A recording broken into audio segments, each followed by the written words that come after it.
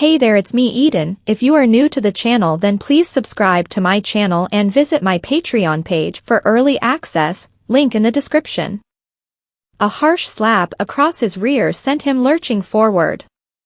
As he struggled to keep his balance, one of the men deliberately stomped his boot near his painted fingernails. He flinched, withdrawing his hand just in time. The men clapped and cheered. Then, the game began. Someone kicked the lipstick tube, sending it skidding just beyond his reach. As he lunged for it, another man intercepted, knocking it further away. More laughter. More jeering. Another slap landed on his backside. The room roared with approval. Though the entire ordeal lasted less than a minute, it stretched endlessly in his mind. Time warped, the humiliation magnified in excruciating slow motion. His cheeks burned with shame, his heartbeat hammering in his ears. Then, Heidi arrived. She chided the men playfully, but her tone betrayed no true reprimand. If anything, she was reveling in the spectacle. "You men are terrible. You know we ladies need our makeup to stay pretty." The men cackled. He finally managed to snatch the lipstick, but when he stood, Heidi was waiting, amusement dancing in her eyes. "Not so fast, Maria," she purred. "You must thank these kind gentlemen for finding your lipstick." He stiffened. Heidi turned to the men, her voice dripping with faux exasperation. "Honestly, some of my girls are so unappreciative." More laughter.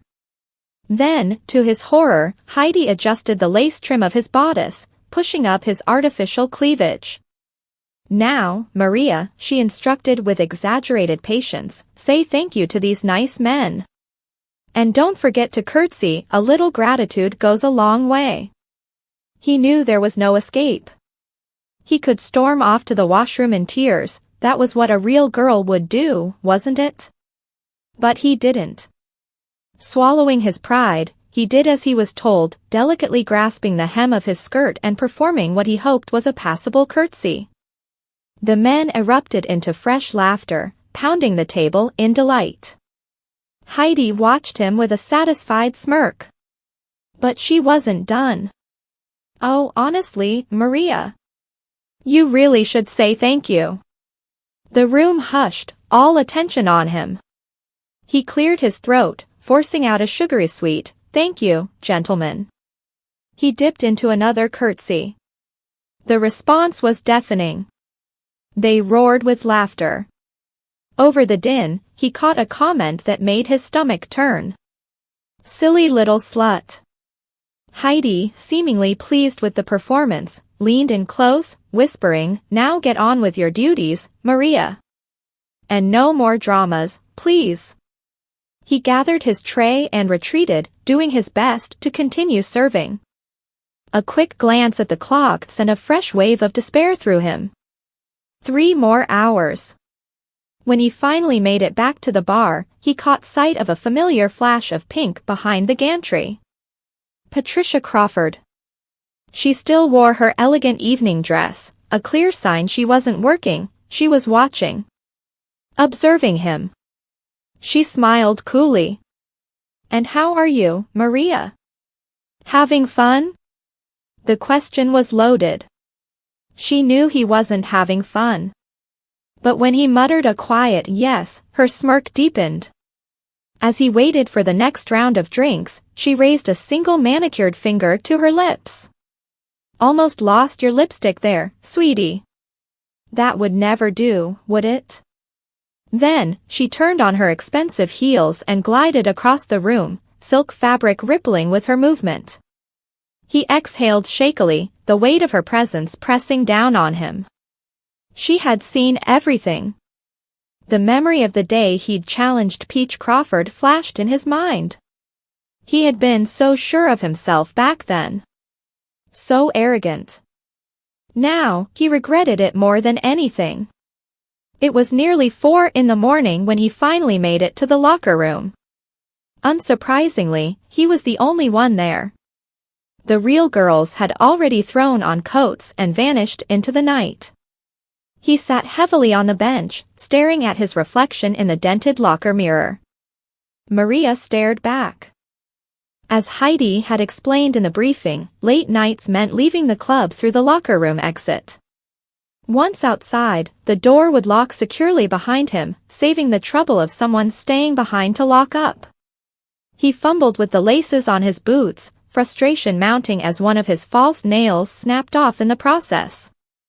Picking it up from the floor, he muttered a curse under his breath, unaware that his reaction mirrored that of a real girl facing such a disaster. With the boots stowed away, he turned his attention to removing the outfit. He twisted and strained, trying in vain to reach the top of the corset. Even glancing over his shoulder at the mirror didn't help.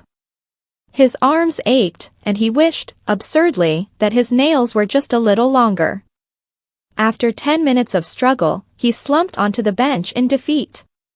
He would have to go home wearing the dress. But he needed something to cover it, his short jacket wouldn't do.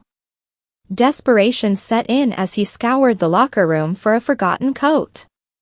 Inside his locker, he had a choice: the black ankle boots, the white platform knee-highs, or his own trainers. He opted for the trainers, though they looked ridiculous against his black tights. Still, they were the only practical option for a quick dash home. 3 times he circled the room, searching for an abandoned coat. On his final round, he grew so desperate that he tried each locker in turn, hoping one had been left unlocked. No luck. Then, at 4:25 a.m., he remembered. Patricia Crawford had left her raincoat behind the bar. If it was still there, he could borrow it, return it the next night, and no one would be the wiser. Hope renewed, he sprinted upstairs. His heart leaped when he spotted the candy-pink coat still hanging behind the gallery. He snatched it up, inhaling the lingering sweet scent of Patricia's perfume. Without hesitation, he slipped it on and fastened the large pink plastic buttons. Tossing his blonde pigtails over his shoulders, he examined himself in the dim light. The coat was long enough to conceal the dress, and in his full Maria getup, no one would question the sight of a young woman heading home after a long night out. By 4:45 a.m., he was locking his locker and stepping out into the early morning air, praying the half-hour walk home would be uneventful. Back in his flat, exhaustion took over. He collapsed onto his bed, still wrapped in the pink coat, and fell into a deep sleep. The alarm jolted him awake 3.5 hours later. His entire body ached. Sitting up, he glanced down at the coat, the events of the night flooding back to him. With a sigh, he stood, unfastened the buttons, and draped it over the peg by the door. His reflection in the mirror caught his eye. The makeup was smudged, but surprisingly, the wig had stayed in place. He yanked it off and tossed it onto the bed. Now, the real problem, the black PVC dress. Again, he tried to undo the lacing, but his arms were too short to reach the first eyelet. Cutting it off crossed his mind, but that would mean replacing it, and Patricia had made sure he knew just how expensive it was. With 10 a.m. fast approaching, he made a decision. Margaret would have to help him out of it. Shrugging the pink coat back on, he buttoned it up and stepped into the hallway. The building was silent. He walked briskly, searching for Margaret's flat. Though he had lived here for almost 4 years, he had barely interacted with the other tenants. Margaret opened the door almost instantly, as if she had been expecting him. Still in her dressing gown, she greeted him with a wide grin. My, she teased, eyes twinkling. We'd better get you inside, darling. He stepped inside, heart pounding. For ages, he had wanted an excuse to enter Margaret's apartment, though never under these circumstances. Margaret eyed him up and down, her smirk growing. That coat is so you, she mused. It's not yours, is it? Mark shook his head, explaining how he had borrowed it just to get home. Her amusement faded when she glanced down at his feet. "And where, may I ask, are your new shoes?" "My gift to you, I might add." Minutes later, he was back in his flat, retrieving the shoebox containing the bright pink heels Margaret had given him the day before. When he returned, Margaret took the box with a satisfied nod. "Take off the coat," she instructed, heading toward the bathroom. As he unbuttoned it, she turned and gasped. "Well," she said, raising a brow. "That is one foxy dress, girl." "Work uniform?" He simply nodded. Margaret walked behind him, her expression shifting as she took in the tightly laced bodice. "No wonder you're still in it," she murmured. "There's no way you could get this off alone." She set to work on the laces.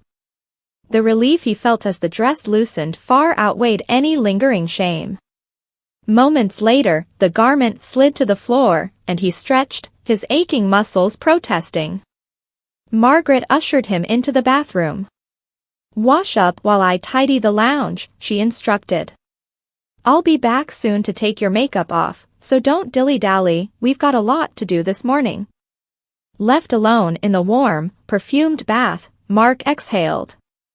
Not for the first time, he realized resistance was futile. And not for the first time, he did exactly as he was told.